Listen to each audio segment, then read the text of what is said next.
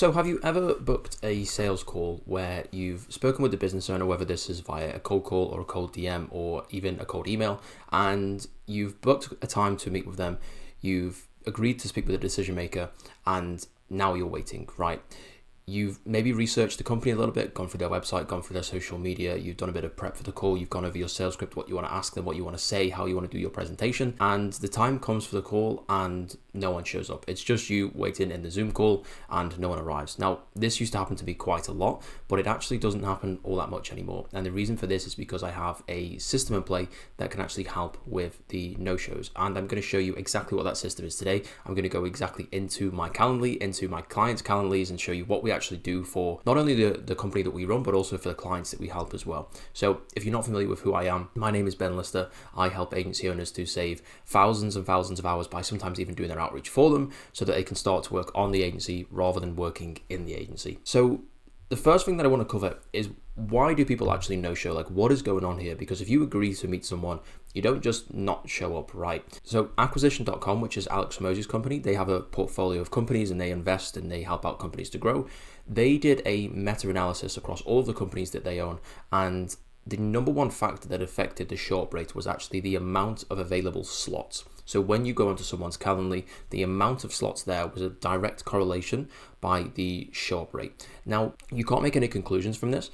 What you can do is the guess that I have is that, let's say there was only 2 slots, for example, there was only 2 available times for someone to book in, 2 p.m. and 5 p.m., right? Someone that is interested in your service, interested in what you have to say, and wants to jump on a call, they're going to book in the time because the time slots are quite limited, right? They want to book a time, they don't want to miss it and then miss out. So let's say they book in 2 p.m. But because they've only got these couple of times, they're not really too sure if they can make that 2 p.m. They definitely can't make 5 p.m. So they can only think about the 2 p.m. So they go and they do that, they book in, and then as the time goes on and the day comes up, something pops up. They're interested, of course, but they're not as interested in joining the call as missing the thing that's come up at 2 p.m. Maybe they have client work to do, maybe they have a meeting with something else, maybe there's another arrangement that possibly could come up. But for example, if there was a spot at 9 a.m, they know that 9 a.m is always free and they can always jump on at 9 a.m, or maybe that's before they start work or something, so they can always do that. And so the number of slots that they have often means that they have more choice, of course, so it means that they can actually book on a time that works for them, where people will just book on a time even if they're not sure that it works for them, because they still are interested, but they're not as interested to just put everything down and to book a call. So that's one of the reasons that I think people don't book a call. They are interested, but not enough to prioritize that over other things. And so this is where the system really comes in. So what I'm going to do now is I'm going to take you into my Calendly account and show you how this system works, how you should set up Calendly, why you should even use Calendly in the first place. So let's go. Okay, so we're in the Calendly. This is just an example call that I've set up here, but I've basically cloned it from one of the ones that I have at the moment. So this is exactly what I run for my companies, but I'll show you how this works.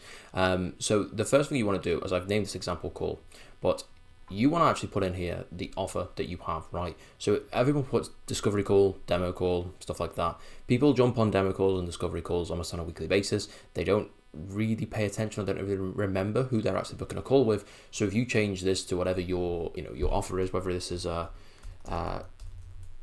paper appointment call with Ben Lister, right? Or you could have it as something like paper appointment call for remodelers, paper appointment call for gym, something like that, right? And so let's just keep it as that for now. Obviously, you want to connect your Zoom or whatever you use. Zoom is preferred, at least for me anyway, simply because, and the same reason why we use Calendly, everyone uses Calendly. There's nothing worse than like a janky scheduler. Like people use Go High Level, which is okay, but a lot of people don't really know what Go High Level is, and it looks kind of weird. There's some free ones out there that are really, really bad. I wouldn't recommend using. Whereas Calendly, it just kind of gives this idea of familiarity, right? And people who use it and people who have, they do it for themselves, they kind of feel comfortable doing it. So it's very easy to book in, and it's just that kind of familiarity. Same thing with Zoom. People are familiar with it, people use it all the time, so I'd always recommend Zoom. And then description, it doesn't really have to be anything. But if I just go through here, host, yep, this is cool. Obviously, you just want to be, if you have a sales team, then of course you have the sales team, but this would be a different event. You need what's called the round robin one, but we're just focusing on this for now. In terms of a couple of things that we do in here, right? So I would never go more than 5 days in the calendar, simply because if you were to go to 6 days, 7 days, or even further, like 14 days, if someone books it in like 14 days in advance, the chance that they remember what this call is about in 14 days time is so slim. People don't realize, but the time that it takes for someone to actually forget about something is just incredibly small. Oftentimes, if someone's booking 4 days or 5 days out, you kind of have to like jog their memory. Okay, like we sent you an email, you booked onto the call, and they're like, oh, okay, yeah. And then now they start to remember. However, if someone booked in the next day or even the same day, which is even better, they know exactly what it is. They've literally, it's in their mind still. It's still in their short-term memory, right? Whereas if you go several days into the future, now it's got to set into their long-term memory. And if they've had a busy day and they've, had several long days since then, the chance that they're going to go and actually remember this is pretty slim. So I would always keep it as short as possible. This is really going to help with your short rate as well, because people forget as well. People don't really know what it's about. They can't really prioritize it. So they're going to start putting things over the top of this, and then they're just not going to show up, and then maybe they'll cancel or something like that. So, of course, you can put your time in here. Start increments, I would always recommend going as low as possible when you're starting off. We have 30 minutes because we have some slots that open at past. And then minimum notice, you wouldn't really want to put this really lower than 5 hours, to be honest with you, because if someone books a call at 12 p.m. for 5 p.m., that is kind of pretty short notice. If it's any shorter than that, you might have other things on and stuff like that. So that is basically that. And so the next thing you want to do is obviously set your questions. Now, the questions aren't really that important for the short rate as such. You can put a question in here that I've seen that's quite popular, where people put, we have a one call policy or one schedule policy. Once you schedule, you can't reschedule or something like that, because we have a limited time slots and something like that. But if your calendar is completely open, you have hundreds and hundreds of slots for the week, you're not really going to be getting away with that. You shouldn't really be doing that, because obviously it's not really true. But you can say, if you aren't able to make it, then we're not going to reschedule. Can you confirm that you can definitely make this time? And it just be a little tick box or something. Like I've seen people say like, you're not going to waste our time, you're going to respect our time, so tick the box if you are. I'm not sure if that actually works too much. I don't have any data on that, and I've never done that myself, but of course you can do. These questions are of course for just a bit of qualification. Always make sure you put the sole decision maker in there, because if you're not speaking with the sole decision maker, then you're probably not going to close them. Simple as that, because they've got to go back and forth with different decision makers and things like that. So make sure you do that for sure. Another thing which you can do is actually set a redirect to external sites on the confirmation. So when someone books a call, this one's set up just to go to a Calendly confirmation page, but a few of the ones that we do have do go to an external site where it's literally just a video saying like, hey, thanks for joining the call. Make sure you do this, make sure you do that. And it's very, very basic. It's like, don't be in your car, make sure you're in a quiet environment, something like that. And it kind of just sets the tone for the call, I guess. It makes people think that, you're pretty serious about this. You're not really going to be messing around.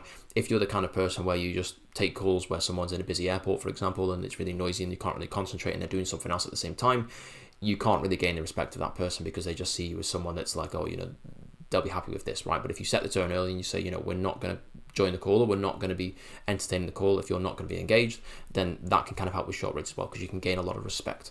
But this is really the confirmation page. It's just really to give some testimonials and different things like that, and show a bit of authority. So when people do jump on the call, you actually are able to have the authority in the call. So communications, this is probably the most important one. I don't have it set up in terms of notifications on here because I have workflows on. I believe that you might need like the middle pricing for Calendly to get the workflows. I'm not sure about this, but I would always recommend the workflows because you have more flexibility with this. You can set some email reminders and stuff, but you don't get as many options. In fact, the difference between these is kind of not that important, to be honest with you. But if I just show you into this, so we have a 24-hour and 30 minutes and 5 minutes before. So at each of these points, before the call, the person who's booked a call gets an email and they get a text message, and it's completely automated, right? So if I just show you 24 hours before what we send, the text is, hey, first name, it's Ben from BTJ Labs. This is just a friendly reminder that our meeting is tomorrow. Looking forward to it. Super, super simple. You don't have to put anything into it. I think that's like nowhere near the amount of characters that you have on this. And then the email is pretty much the same thing. Friendly reminder that our Zoom meeting is at this time on this date, and then location, which is the link to the call. And then if I show you, I think the closer we get, the more and more like informal we get. So this is 30 minutes before. And the text is, hey, just friendly reminder that our meeting starts in 30 minutes. If you're looking for a Zoom link, it can be found on your email inbox because you can't send links via text. Very simple. Looking forward to the call. And then 5 minutes before is like, it's like I'm just hopping on, I think. Let me see.